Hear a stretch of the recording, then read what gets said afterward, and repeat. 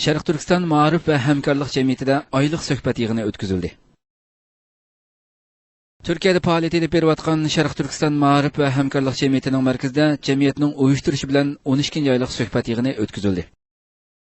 Şərq Türkistan Maarif və Həmkarlıq Cəmiyyəti hər ayının 5-dəki şənbə günləri aylıq söhbət yığını ötküzüb gəlməkdə.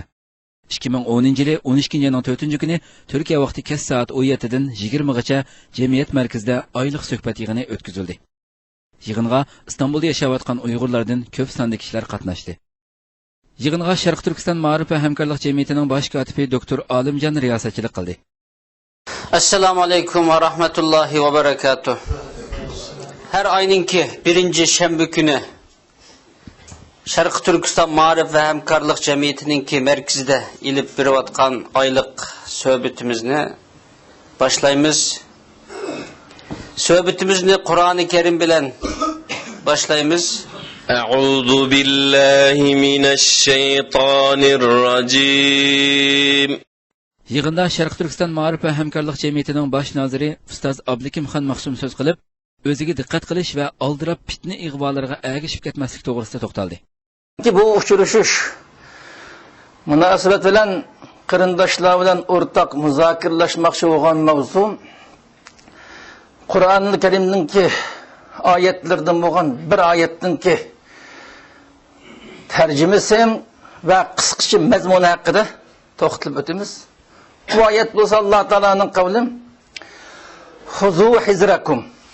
Huzu hizrakum degan bizning Uyg'ur tili, bizning Zag'irnan tili deb qo'ydi. Bu til bo'yicha tarjima qildim. Hushyorlikni o'stiring degan bu oyatning ma'nosi. Hushyorlikni o'stiringlar. İhtiyat tedbir eylanglar. Hushyor turinglar. Her qanday bir ishga tagalik bilan muomala qilib turib, tuyuq yo'lga kirib qolmang. O'zingizga boshqa zarar solmang degan mazmunni o'z ichiga oldi. Ma'noni bu oyatning tarjimasi bu.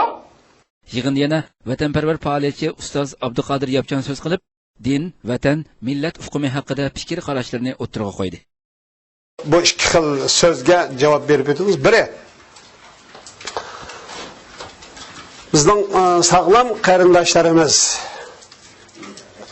tarafidan o'ttirib qo'yilgan va menga tuzitish berilgan va buningga izohat berishni talab qilgan so'z biri. Ya'ni Sharqiy Turkiston Ma'rif jamiyatining maqsadi din degani bilan bu millatni, vatanni ozod qilishdan boshqa narsa emas. Bularning bunday degani shu dinni vatanni ozod qilishdan boshqa maqsadni qilmaydi. Ya'ni bu Allohning rizoligini maqsad qilmaydi degan mazmunda bir narsa so'raldi. Buning bir izohat berib o'tsanglar derdi. Shu kunsi men izohat berib berdim qarindishimga. Buni bugun keng jamoatchilikka izohat berib buni tushuntirib o'tmoqchi. Bu birinchi qismi. Yani biri bir kardeşimiz Abduqodir Yapchan etrafındaki kişilerden bir so'rab baqili, millat vatan deganlar cennet kiremdo, kirmamdo degan savolni to'g'ri yozib qo'yapti. Bir qancha kishilar javob beribdi deb bu so'z bo'landi. Shuning uchun ben bu ikki masalaga javob berishni muvofiq topdim. Yig'in yana İstanbulda yaşayotgan qarindishimiz Abbas Qarining vatanda vafot bo'lgan onasining ruhiga atab duo tilovat qilindi. Yig'in qizg'in kayfiyat ichida oxirlashdi va yig'in oxirida tamoq ziyofati berildi.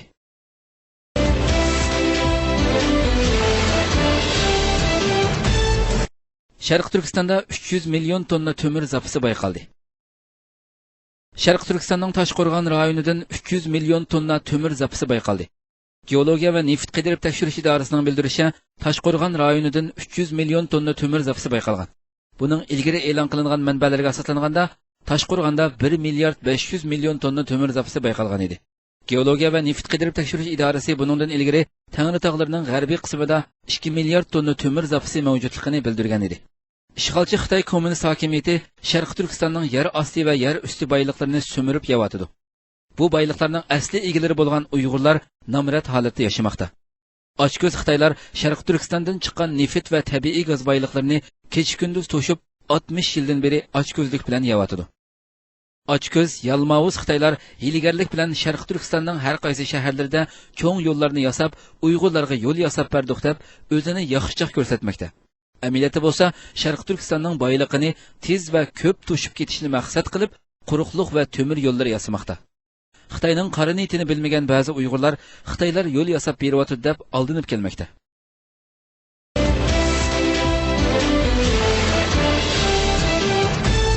Xitoyning internet urushida Google'ga hujum qilganligi fosh bo'ldi.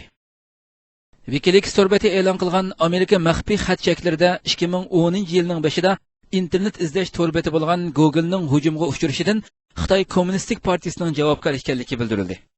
Birinchi oyda Amerikaning Beijingdagi bosh elchixonasidan avatilgan maxfiy hujjatda muhim bir manbaning bildirgan ma'lumotga qaraganda Google'ning hujumga uchrashi Xitoy Kommunistik partiyasi tomonidan elib berilganligi bildirildi. Maxfiy deb turga ayrilgan bu hujjat yakshanba kuni WikiLeaks tomonidan e'lon qilindi. Xitoyning kompyuter haykerlik strategiyasi haqida ma'lumot bergan uchurlarda Xitoy harbiylarining vatansuyar kompyuter hakkerlar bilan zich hamkorlik ekanligi ko'rsatildi. Maxfiy hujjatda bildirilishicha, Xitoy armiyasi bilan hamkorlashayotgan kompyuter hakkerlar guruhining Amerika idoralarining kompyuterlariga va mudofaa shirkatlariga ko'p qatim internet hujumi elib borganligi bildirildi.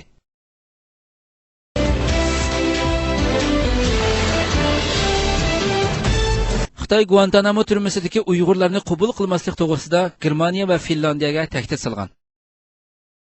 Amerika Tashqi ishlar ministrligining maxfiy xatchak va hujjatlarini oshkorlab, dunyodagi nurg'un davlatlarni talash tortishga solgan WikiLeaks to'rbati Amerika diplomatlarining Xitoyga aloqador ba'zi uchurlarni oshkorladi. WikiLeaks to'rbatida Xitoyga aloqador uchurlarga qaraganda, Xitoy Amerikadan Guantanamo turmasidagi Uyg'urlarni qaytarib berishni talab qilgan. Ammo Amerika buni rad qilganda, Xitoy buningga qattiq ochiq kelgan. Amerika Guantanamodagi Uyg'urlarni boshqa davlatga o'rinlashtirish uchun bir qism davlatlar bilan uchrashgan. Bu davlatlarning orasida Germaniya va Finlandiya davlatlari Uyg'urlarni qabul qilishni maslahatlashayotganda, Xitoy bu davlatlarga agar Guantanamodagi Uyg'urlarni davlatiga qabul qilsa, butkul munosabatlarni o'zidganligi bilan tahdid solgan.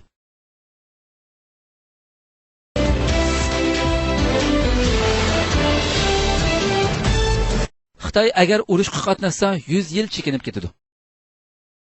Janubiy Koreyada turishliq Amerika armiyasining sobiq qo'mondoni Bell 12-oyning 3-kuni Janubiy Koreya poytaxti Seulda so'z qilib, Shimoliy Koreyaning ig'vogarchiligiga taqobil turishda qurol kuchidan boshqa tanlash yo'q degan. Hamda ta'kidlab, agar Xitoy Koreya yarim oroli urushiga yana qatnashsa, Xitoy iqtisodiy 100 yil ilgariki vaqtga chekinib ketadi degan. U Shimoliy Koreya qo'llanishi mumkin bo'lgan yangi ig'vogarchilikka qarata biz ikkilanmasdan 3 elish hujumini darhol qo'zg'ashimiz kerak.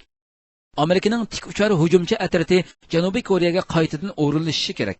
Kurashchi aeroplan atritini o'rinlashtirish hamda avtomatga avatib birlashma harbiy manevr o'tkazish kerak degan. U yana Janubiy Koreya kuchlik boshqarilgan bombadan mudofaalish sistemasini hozirlashi kerak. Keng ko'lamli qirg'uvchi qurollarning kengayib ketishining oldini olish manevrini darhol o'tkazib, Shimoliy Koreyaning yangi ig'vogarchilik qilmishidan darhol o'ch olish kerakligini bildirgan. Bell samimiyat va inovatga xiloflik qilgan Shimoliy Koreyaning ig'vogarchilik qilmishiga qarata qurol kuchi bilan inkos qaytarishdan boshqa amal yo'q degan.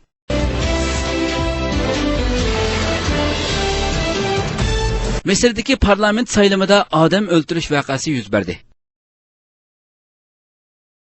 Misrda elib berilayotgan umumyuzlik parlament a'zolari saylamining dastlabki kunida voqea yuz berdi. Misrning har qaysi shahar va rayonlarda yuz bergan voqealarda ba'zi manbalarga qaraganda 2 kishi, ba'zi manbalarga qaraganda 3 kishi o'ldi. Misr axborotlarining bergan ma'lumotlariga qaraganda, poytaxt Qohiraning Matariya rayonida mustaqil nomzod bo'lib saylamga qatnashgan Sayyid Abu Amrining o'g'li Muhammad Abu Amri Al-Arish shahrida Milliy Demokratiya partiyasining qurg'uvchisi Husayn Salama Zari o'ldirilgan. ba'zi manbalar Munifiya shahrida bir kishining o'ldirilganligini ilgari surdi.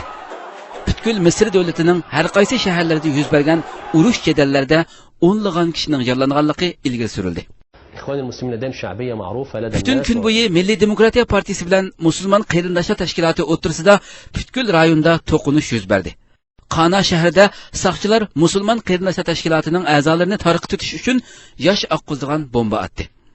Iskandariya va Kafri shayx shaharlaridagi saylan markazlarida Musulmon qarindoshlar tashkiloti a'zolari bilan saqchilar o'rtasida to'qinish yuz berdi. Misr saqchi doiralari voqea chiqargan 20 kishini tutqun qilganligini bildirdi. Saylan beltini sanash markazlarida to'qinish davom qilganligi ilgari surilmoqda.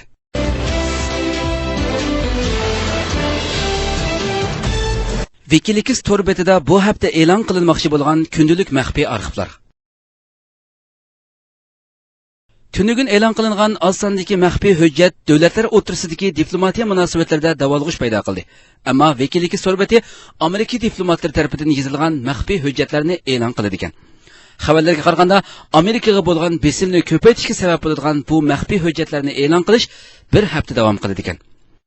Yakshanba kuni e'lon qilgan oz bir qism maxfiy hujjatlardan keyin dushanba kuni tafsiliy e'lon qilinmoqchi bo'lgan hujjatlarda Amerikalik diplomatlarning dunyo davlatlarining boshliqlari haqidagi fikr qarashlari va tutqan maydoni haqidagi uchurlarga o'rin berildi. Seshanba kuni e'lon qilinmoqchi bo'lgan uchurlarda bo'lsa, Shimoliy Koreya va Janubiy Koreya haqida ekan va uningdan boshqa Guantanamo turmasi haqidagi hujjat arxivlarmi seshanba kuni e'lon qilindi ekan. Chorshanba kuni bo'lsa, Pokistonga aloqador maxfiy hujjatlar va Djiboutidagi qaroqchilarga qarshi faoliyatlarga aloqador maxfiy belgilar e'lon qilindi ekan. Payshanba kuni Amerikaliklarning Kanadaliklarni kamsitishga aloqador arxivlar va Afg'onistondagi nahaqchilik haqidagi dokladlar o'ttirg'i chiqilgan. Shanba kuni bo'lsa, Yamanga aloqador hujjat arxivlar e'lon qilindi. Yakshanba kuni bo'lsa, Xitoyga aloqador maxfiy hujjat va arxivlar e'lon qilindi.